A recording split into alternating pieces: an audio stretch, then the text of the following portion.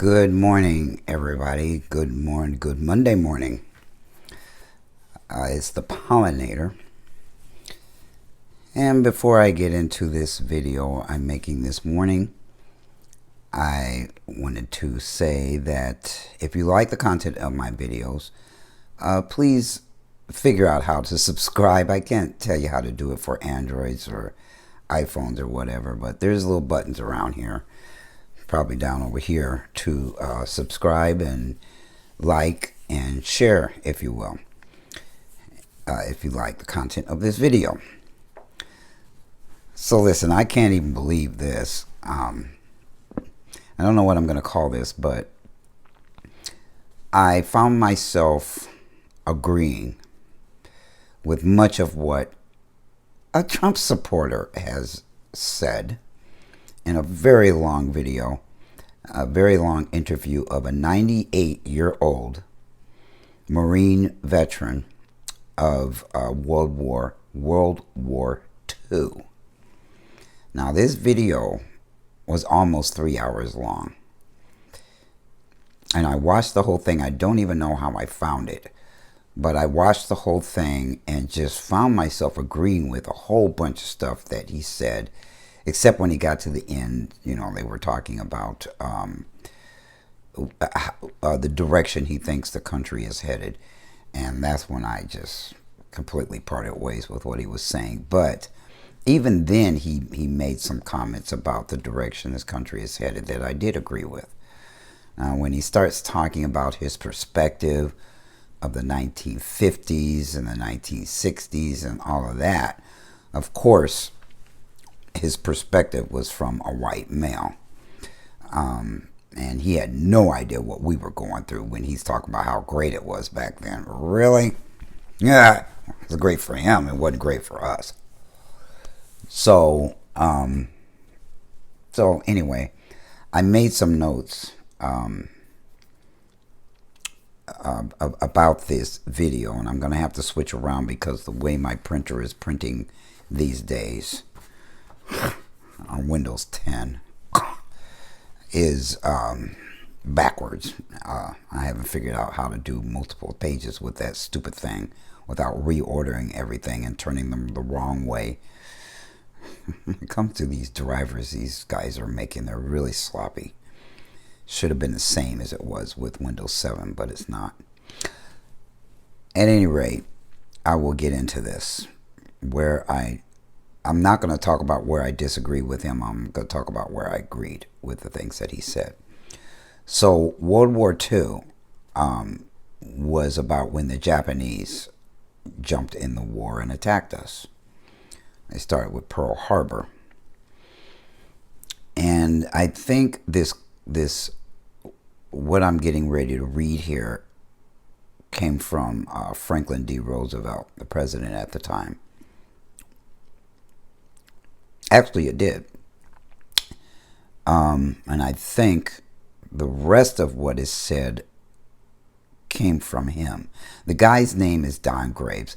I may or may not put a video that will show pop down up over here of that 3-hour video. But I have another one that I found a couple of days ago that I may link up over here that talks about this Navy admiral who gave, I think, 10 lessons he learned being trained as a Navy SEAL. And the lessons that he explained are for civilian life. It's not necessarily for military life. I've been batting it back and forth with my gentleman in the manhood group about being drafted in the military as males, whether or not they would go. But I made it in the form of, do you love this country enough to go to war for this country? But see, back in the, even when I was young, Vietnam had just ended when I became a teenager. Yeah, 3 years after I became a teenager. I was still too young to go to that war, but I wanted to. And recently I got back in touch with something that back in the 70s I held near and dear, which is that I loved my country. Now the last 5 years or so, 7 years, I have not been loving my country the way that I used to. I was almost ashamed to be a veteran, considering how divisiveness has gotten into the military and just the way that they see racism in this country is no different than civilians. And so I was almost ashamed to be part of the military because a lot of them were saying there was no place for black people in the military. Well, if you love your country, there was. So I got back in touch with the feelings that I had at the time I joined the military. Why I joined the military was twofold. But the main reason was because I felt those really deep feelings about wanting to be part of the solution of freedom in this country. And it didn't matter that I was the wrong gender going in. It didn't matter that I was black at the time. I loved my country. I was a patriot. So I'm saying all that because I'm also going to talk about a quote that I created, that I made, which sounded like this: people don't love this country anymore. Talking about the USA. They just live in it. Now, somebody told me that was very profound, and this video is why I said that, made that quote. That people don't know what it means to love their country in the United States anymore. They don't love it. They just live in it. They could care less what happens. Oh, they're going to care when shit hits the fan. So anyway, this is what Franklin D. Roosevelt said the day that World War II started for the United States.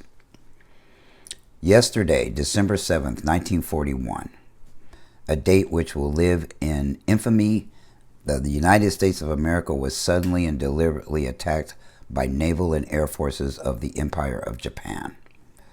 With confidence in our armed forces, with the unbounding determination of our people, we will gain the inevitable triumph, so help us God.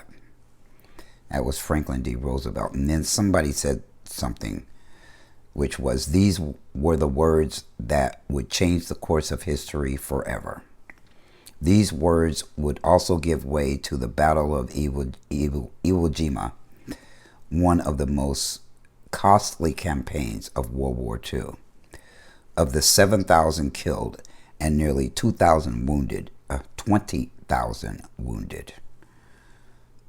Don Graves, a Marine, would survive amongst them.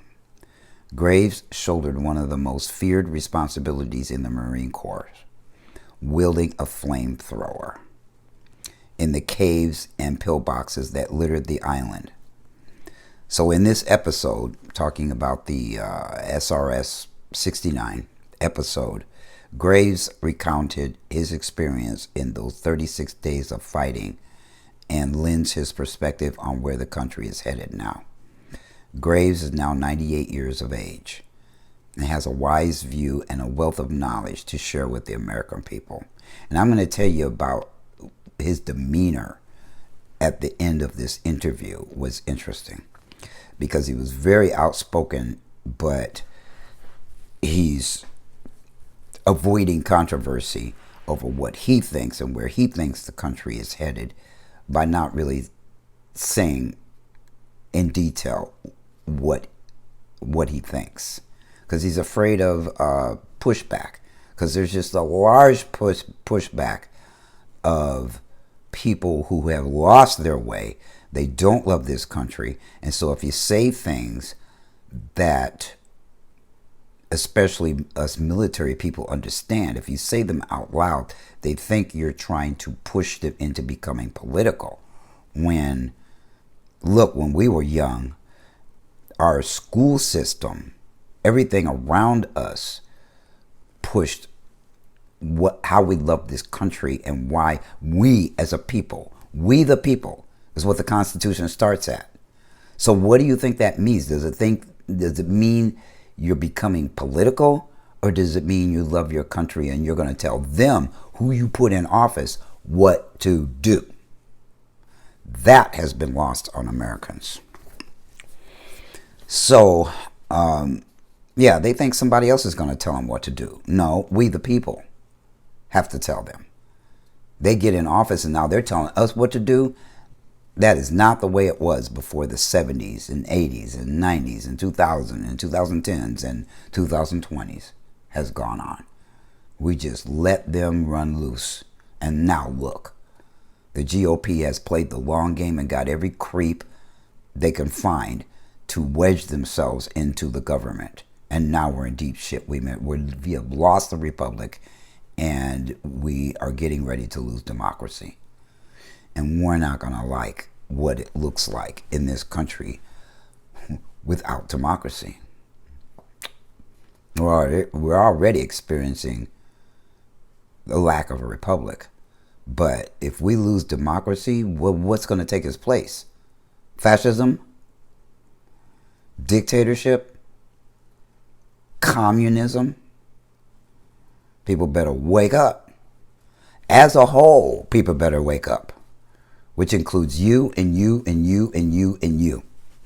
Not just me. Not somebody who's passionate about this. It's going to take all of us.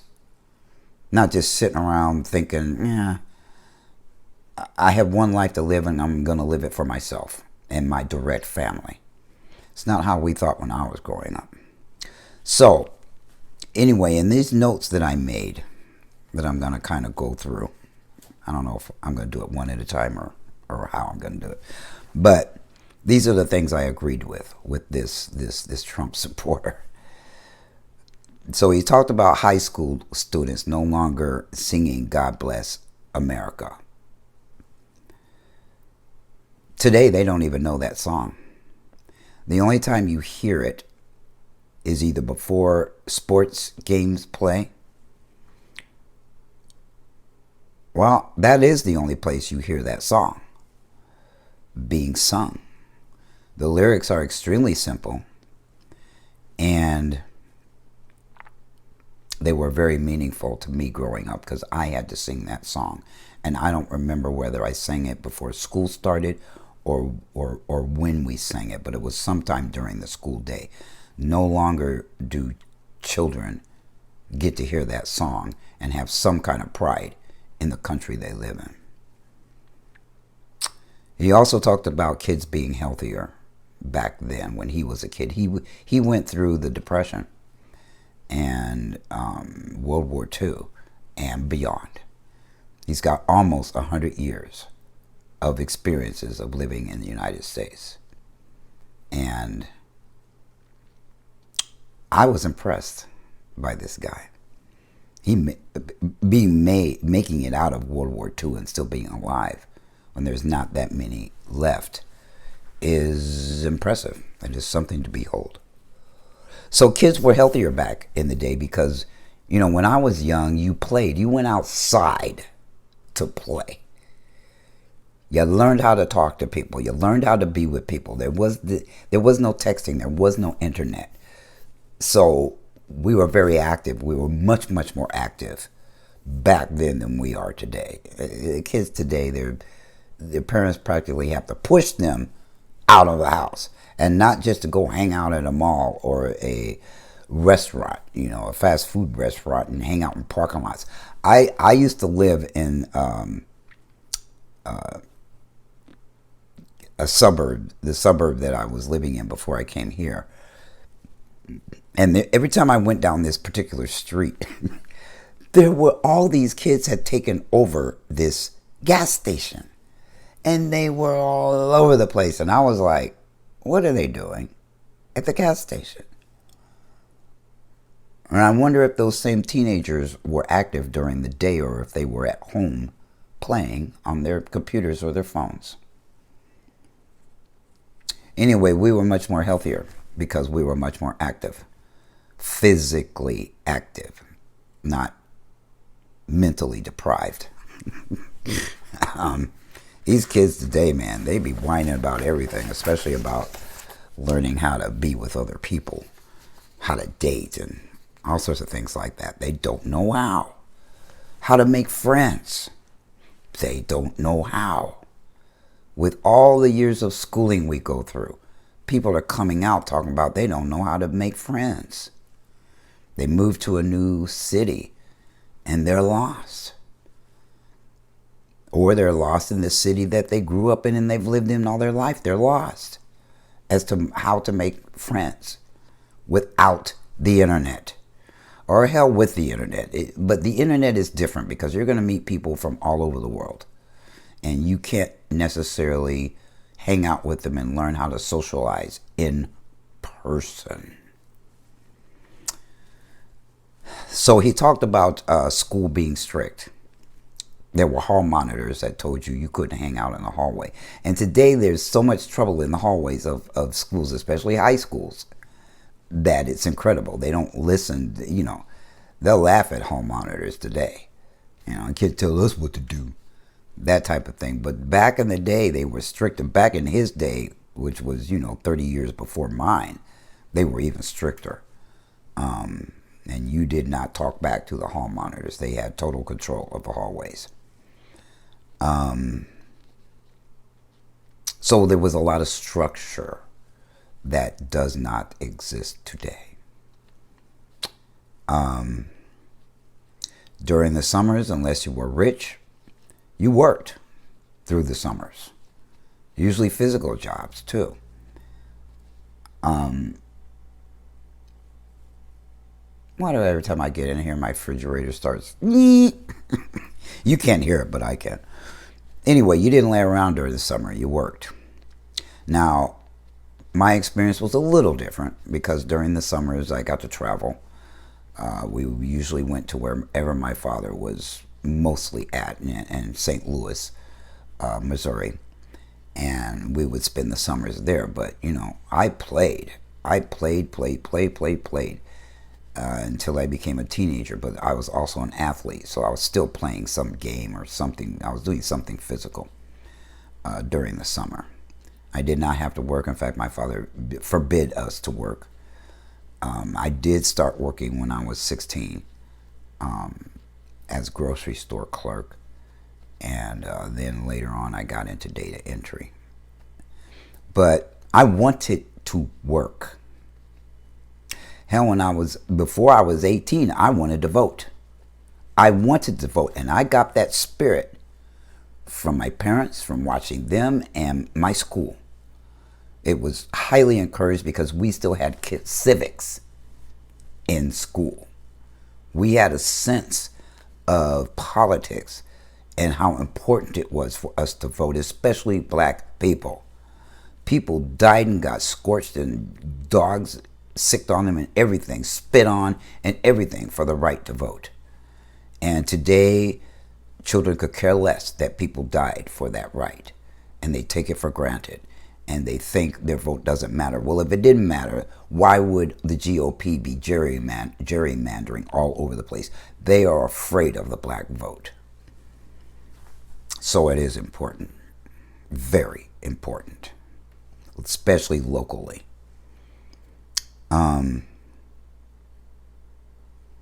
So the interviewer also asked him, how he ended up in the Marine Corps. And he said his first inkling of wanting to get into it was Jimmy Cagney and Pat O'Brien, actors that were doing military films about the military. That's what gave him his first stirring of wanting to be in the military. And there was a lot of patriotism back then in the 40s, 30s, 40s. Just a lot. And he thinks today the military movies are trash compared to the World War II movies that were created at the time, black and white. I guess I can kind of see where he's coming from, even though I have seen some incredibly intense and moving military movies, even made in the 80s and the 90s, Just very, very passionate and very patriotic, very honorable.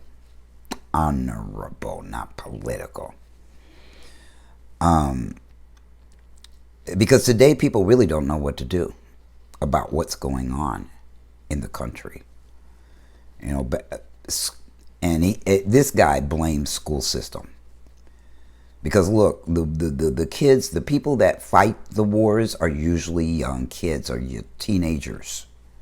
You had to be 17 to join the Marine Corps, and I don't know how old you have to be to join the other branches, but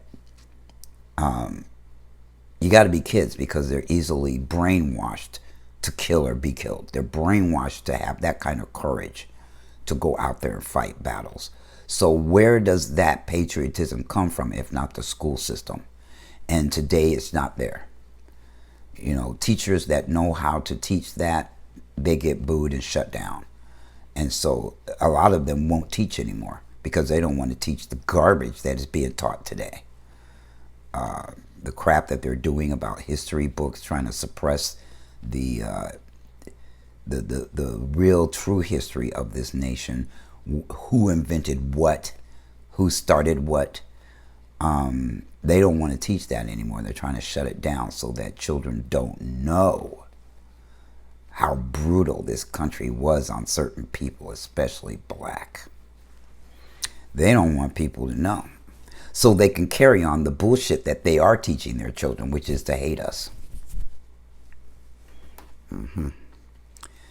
And he said that, you know, he learned something very deep-rooted about this country that they don't teach today. Now, he said the movies back then taught a lot of history. It was teaching inaccurate history, but it taught a lot of probably military history, because he didn't know the whole story of the history of this nation. Even back then, they weren't telling the real truth about slavery or anything else that was going on. They were only telling a whitewashed version of history. But nonetheless, it was there. The patriotism was there because I caught it. I caught the patriotism bug, even though the wrong history was being taught in school. And I found that out in college when I took a black history course in college.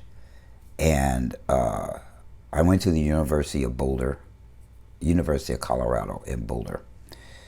And I took a black history class and learned stuff that I was like, whoa. Oh, no, they didn't teach us that in high school. And I took those courses, and then I dropped out of school, and I joined the military 2 years later. I still had the patriotism bug. Okay, here's where things start. Oh, no, it's not disordered yet. Okay, so he talked about the fact that there were a lot of parades back when he was young and how important the flag was to military people, or just how important the flag was to Americans, period. And his parents forced him to his feet during parades when the flag was coming by, and even at home he was forced to his feet when the president spoke, because they spoke with such conviction of what they believed. Not like today. Today it's a mess. I'll talk about that later. But yeah, his parents forced him to his feet while they were in the house. But President Roosevelt's coming on the TV. Stand up. And they would have to stand there and listen to the speeches that were being spoken by that president.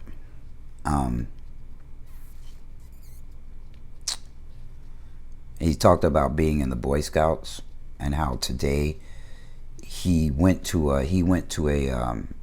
speaking at a Boy Scout convention or something, and how the boys were standing around with their hands in their pockets. Their shirt was half out of their pants and just sloppy and could give a shit. And he told those boys to get it together, tuck in your shirt, Get your hands out of your pockets and have some pride in being a Boy Scout. And by the way, do you help older people and women that's got too many groceries to carry across the street? If you take a look at what's going on today, you almost got to be a family member for somebody to do something like that for you, or a spouse. It's just all jacked up now. It's like, I do it. I do all that stuff today. I still open doors, and I don't care if somebody doesn't like it. I do it because that's what I was taught to do. That's how I was raised. To open the doors, to pull out a lady's seat. If she smokes, light her cigarette. I mean, I was taught these things. And I don't know if it was it was a combination of my parents and school. That was just the culture back then, is for people to have manners. And me being confused about my gender at an early age, I was doing what boys did, what boys were told to do. That's when I paid attention. When they started talking about what girls should do, not pay attention. I took a class in junior high school. The girls had to take cooking and sewing, and the guys got to take wood shop and classes like that. And I intentionally screwed the hell up. I was a clown in the cooking class, and I got everybody to set their timers on the ovens for about a minute after the bell rang. Drove the teacher insane. And so the next class, that bell rang, and she says, nobody go anywhere, nobody move. And a minute later, those ovens went off.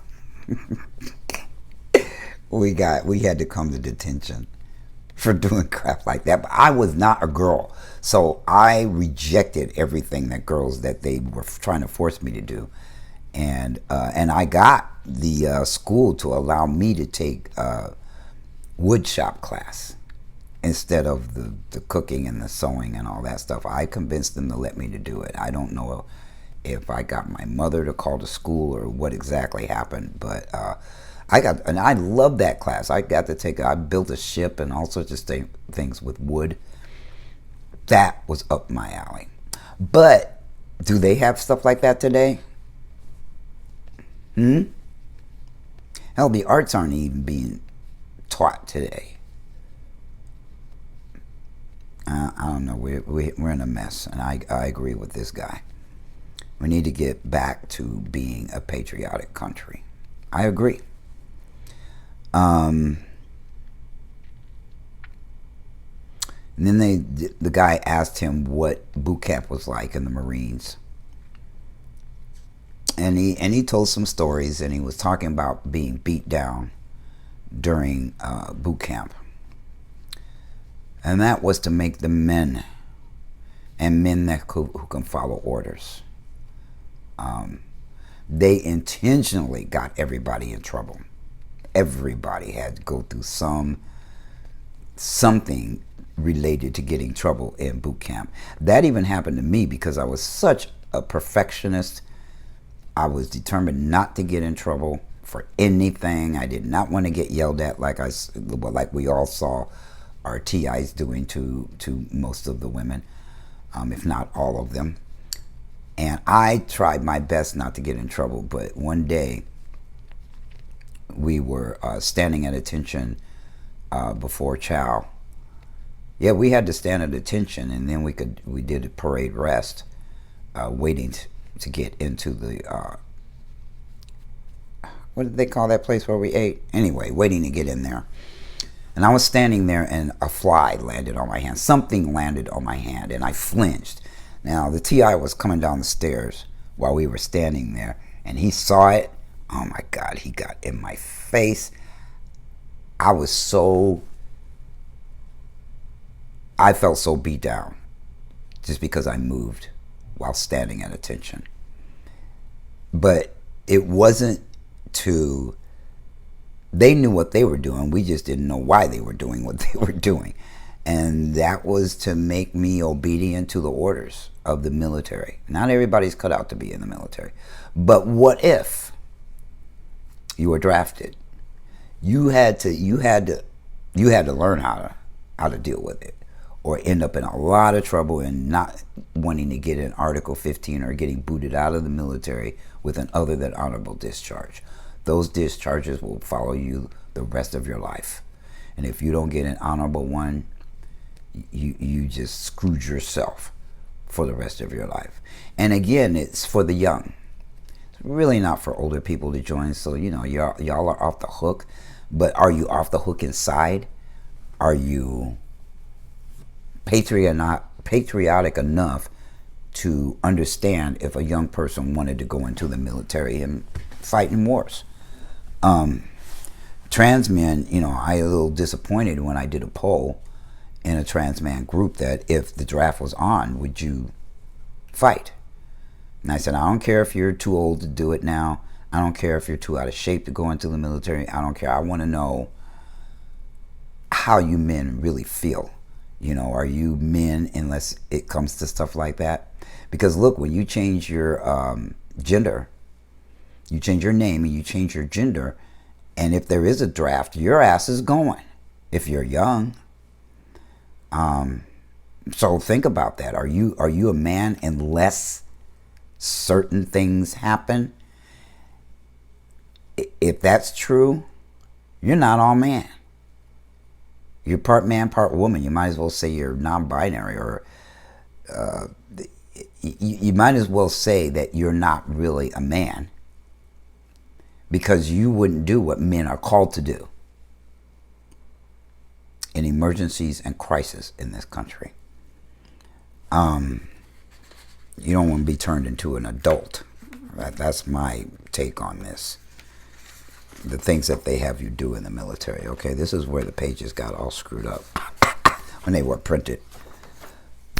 Okay, I already went through being young, why they recruit young people and they draft young people to go to war. Because when you're older, your mind is different. You're not going to want to... You can't be with the mindset of kill or be killed, because you might be thinking too much about who you're going to battle with, and you'll get killed by saying, oh, I can't do that. Young people are more pliable.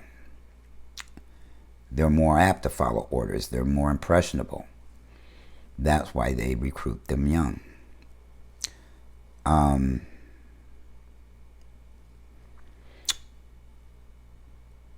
Yeah, and that training to kill or be killed is something that's hard for soldiers to get rid of when they come back from a war. It's what sets them apart mentally and emotionally, and something they have to get over in order to blend back into society. Yeah. And I don't know when he said this, but he said, oh, it was a quote. Somebody quoted him as saying this, and the guy that interviewed him got a hold of it. And he said, as the greatest generation, we fought that battle. He's talking about Iwo Jima. We fought that battle so Americans would not be speaking German and Japanese today. That's what Graves believed. That's probably what was ground into him during his Marine training. And yeah, when they're being told why. And when you're in the military, you don't get asked that question. Why? You just get up and go. They say go here, you go there. They say go do this, you go do that. There's no time to sit around, especially during war, sit around and wonder why you're being sent here, there, everywhere. Why they put a flamethrower on his back. Why they asked him to defend himself. The training knocks all that bullshit out of you anyway. There's no room for stubborn ass military personnel who want to sit there and argue about why they're being told to do something. Now, if it's, yeah. If you're standing there and the enemy hates you and you hate the enemy, it's kill or be killed. There is no discussion. 9 times out of 10, you don't speak their language and they don't speak yours. But he was talking about what that led into them asking him about how do you blend back into society after these wars. And he didn't believe in PTSD. He said we didn't have that. Now, he might have had it, but look, people attach themselves to things that they can use to excuse their behavior. I really, truly believe that self-determination to get over something is lacking in society. He said you just got to calm down and adjust to people in your family and your community and the nation again.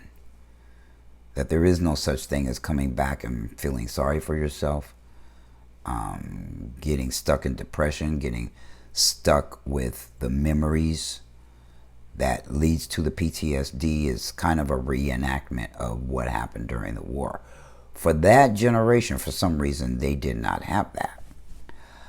I can't explain it. I can't explain why today people attach themselves to all kinds of freaking mental illnesses that can bury them the rest of their life or make them do something real stupid.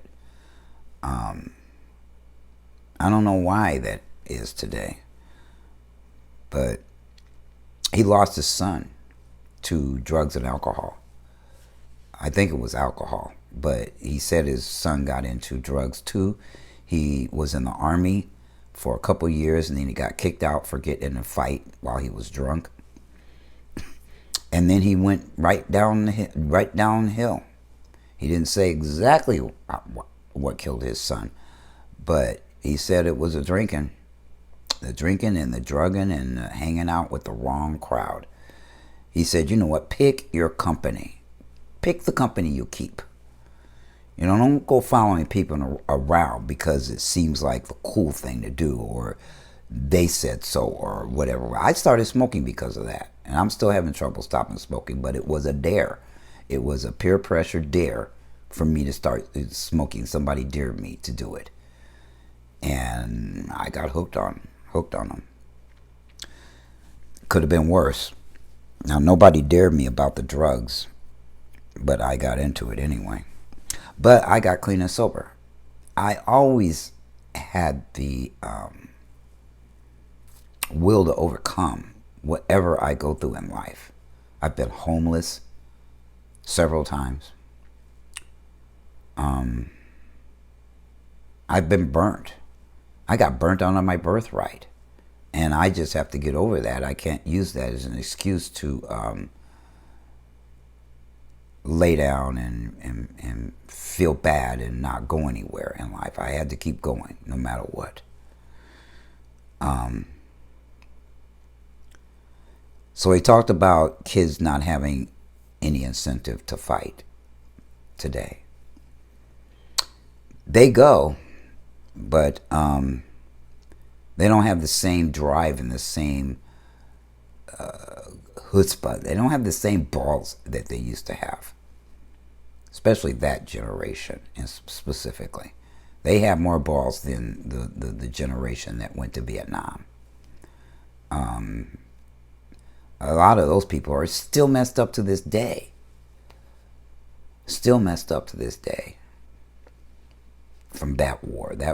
There was the first time that United States went into war with people that were fighting in a guerrilla fashion, guerrilla warfare. We don't train that way, and they just kept coming until they ran us out of Vietnam.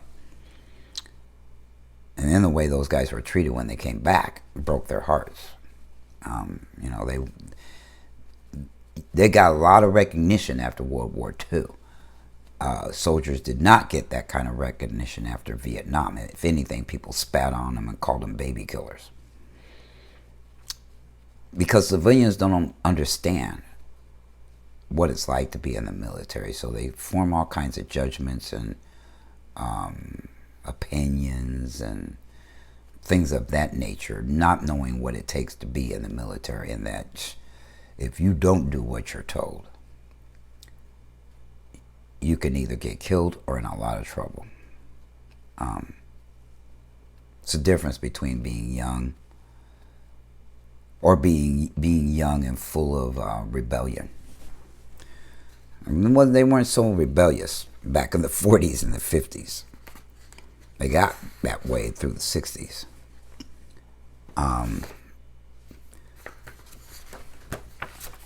Okay, I've been talking a while now. And that particular gentleman, Graves, is, after the war, he got involved in the ministry.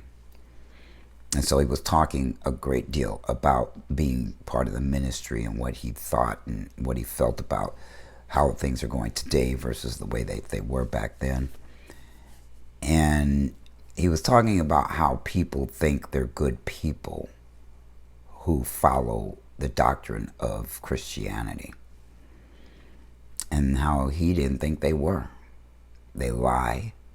They do things and think that it's okay to do, which doesn't make them good people.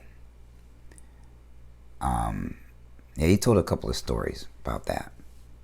At the very end, I think I am going to link to that video. But you'll have to wait till I get there to see it. Or look for it yourself. I've already said his name, so you could probably find it, the interview. Today, we have very poor leadership. We don't have leadership. That's why everybody's kind of lost. And nobody is challenging these bad, awful, shit awful leaders.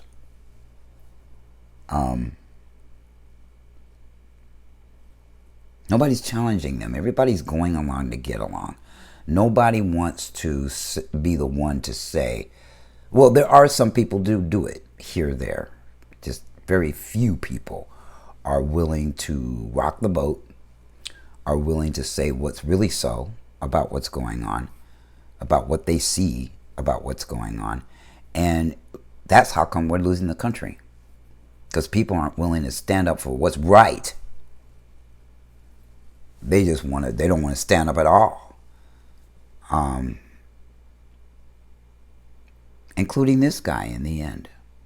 But you know, he's too old to fight the establishment, to push back against the unrighteous. I'm sure I didn't say that right. Unrighteous. People who lack the difference between right and wrong. It's a whole bunch of them running around. And people are just looking the other way instead of challenging them. Of course, if you live a life in the wrong fashion and you think you're right, you're going to be challenging people to be like you and fuck up even worse. But if you have a true sense of identity, a true sense of what's right and wrong, if your parents taught you the right way, if your school system taught you the right way, if you had run into a teacher that taught you right, or run into a mentor when you became an adult that gave you a sense of right and wrong, you'd be like me and not be afraid to stand up by yourself if you have to, and say it out loud what you believe is right and wrong.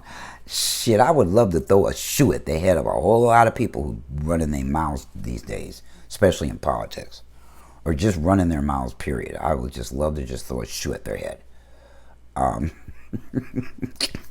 Because I'm one of those kind of people that I'm one of those kind of men that don't just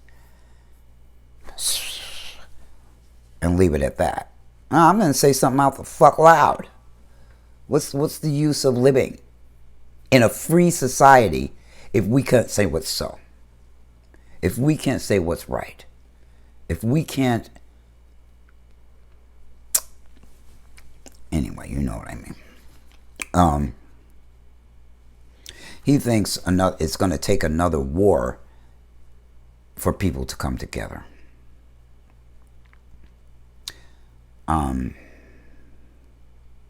And it depends on what happens in that war as well.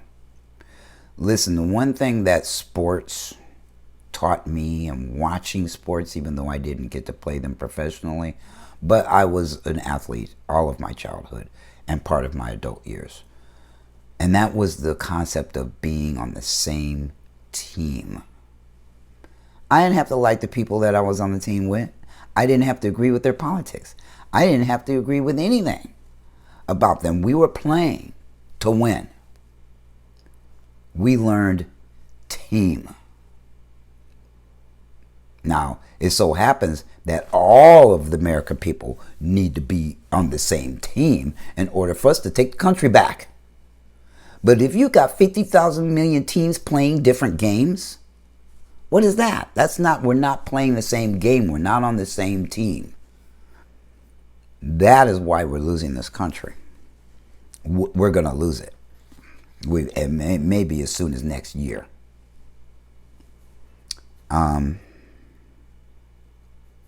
We need to stay out of the business of other countries.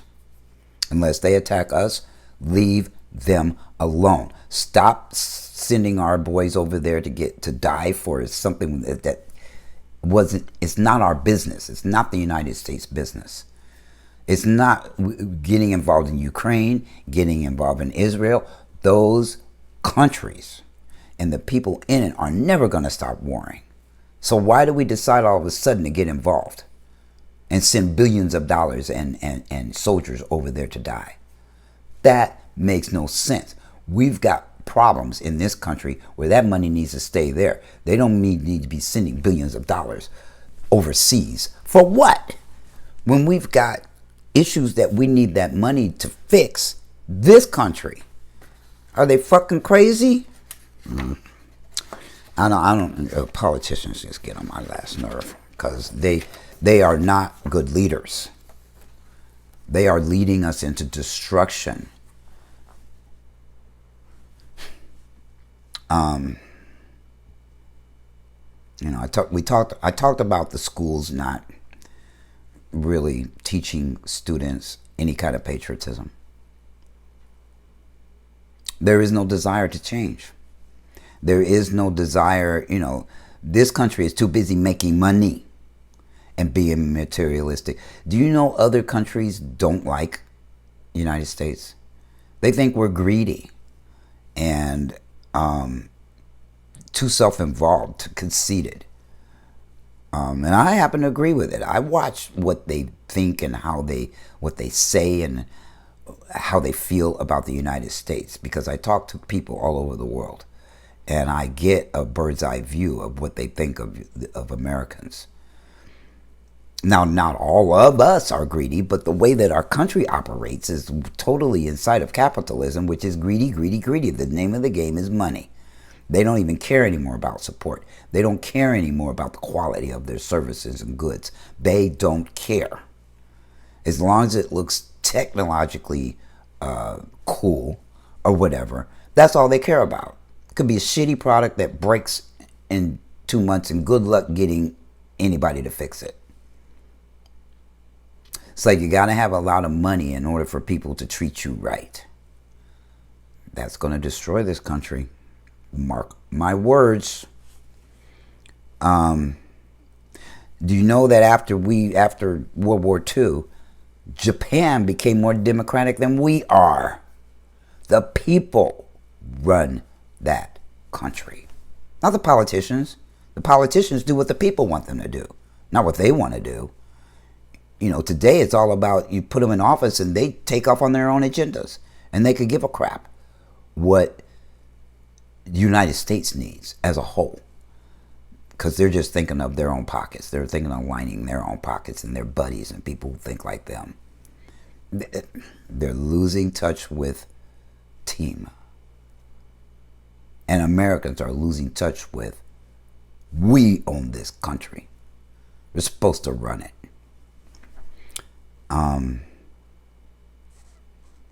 We've got to get back to loving our country again. And I tell you, at the end of that interview, he started singing God Bless America and I lost it. all the love I've had for this country. I almost left this country. I almost considered leaving it. I was so disgusted with how things were. But look, that is the definition of being free. Is to being in this country, people need to be open to criticism. Not saying that if you have issues with this country, then you're not being American. That is a lie and a way of manipulating you into not saying anything about what the idiots are doing and the rich people. Didn't used to be that way. The Constitution says it's not supposed to be that way either. So all these people run around telling you if you got a problem with this country, go someplace else. They have no sense of patriotism whatsoever. And that we are supposed to say how it goes, and we are open to criticize because it's a free country. Now, not freedom as far as, other aspects of society, but this is a free country that's getting ready to lose that freedom because their heads are up their ass and they're self-centered. They don't care about their fellow man.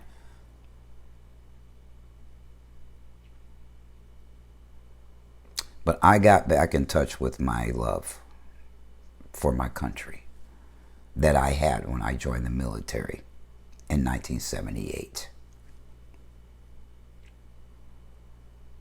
I loved this country more than I loved being black, more than I loved being female. I loved my country. I didn't care about anything else. That's why I went into the military. I didn't even care about the fact that I was a rebel, that I didn't like authority. I did it anyway. And oh my God, am I glad I did. I came out of that with a career that was so good to me. So very good to me. And I was good to that career too. I did what I loved and I loved what I did. How many people can say that? Most people hate what they do. They do it to put food on the table and to pay the rent. But I did what I loved and I loved what I did, and I got that training and that way of being from the military. I'm glad I went in because of patriotism and not my own personal hang-ups. Yeah, hang-ups and belief systems that went against this country. I believed everything I was told in my training. I was that young and pliable. I believed it all. And most of it was true about being an American. And when you're called, or when something calls you, you go. There is no sitting around going, well, but well, you love the country or don't you? Or are you just living here? If you don't have a sense of pride about this country, you don't care whether we lose it or not. You're going to care. You're going to be bitching and moaning and complaining when we lose democracy. But it's all because you were sitting on your ass, you and millions of other people, not loving this country anymore and taking control back.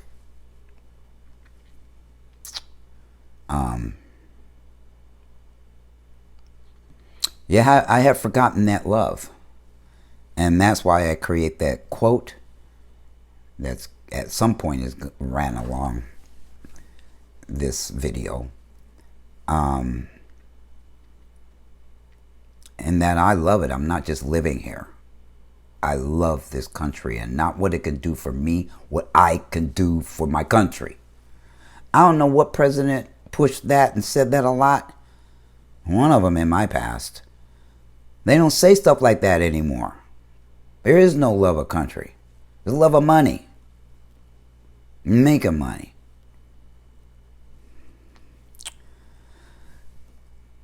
So this is almost an hour long. I should have said in the very beginning that this was going to be a long one. But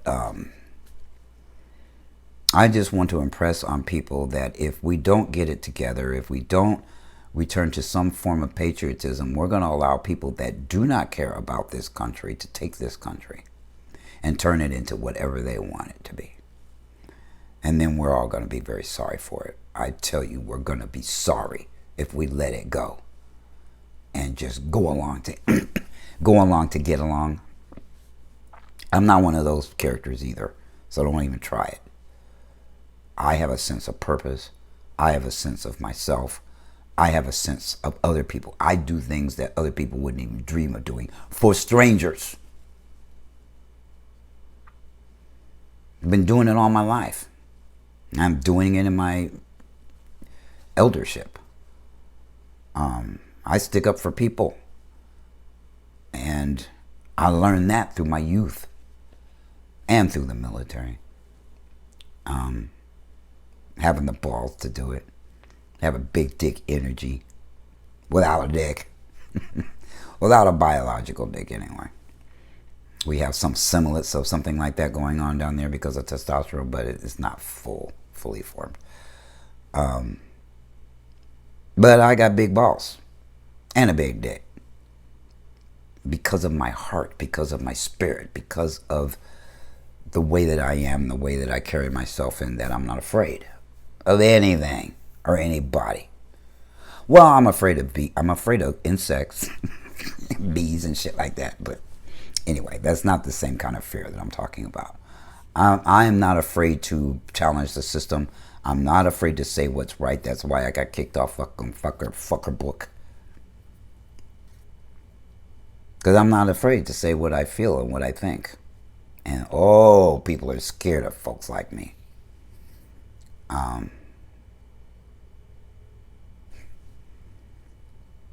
They admire me and they're afraid at the same time, because if something happens to me, they all look the other way, like it didn't happen. And oh my God, I better not stick up for him or say nothing, lest that fire end up getting pointed at me. I wasn't raised like that. I'm not a pussy. I'm a man. And even those two things don't equate to somebody who allows bad things to happen to other people and shoot it on their phone, but walk away and not try to help them. I remember when George Floyd got murdered, and I kept saying, why didn't somebody jump those police when they were killing him? Why didn't somebody sneak up behind them and just tackle one of them and go to jail for a few days or whatever, obstructing justice? I don't know. They would cook up something against you. But I would not have been able to stand there and watch them kill that man. I would not. I would have put my life in jeopardy. Yes, I would have. I would have tried to gang tackle. I would have tried to tackle like I was taught in football. I tried to tackle that guy that had his knee on his neck. Instead, people whip their phones out. Fucking cowards this country is raising. Yes, that's what I said. Cowards. A lot of people with a green streak on their back running around the society today. Too many people. With that, I will bid you adieu. And for people to have a good week and, you know what, have a heart-to-heart with yourself about the way that you think as an American. Black American, whatever kind of American you are, we're still Americans that are getting ready to lose this country. Peace.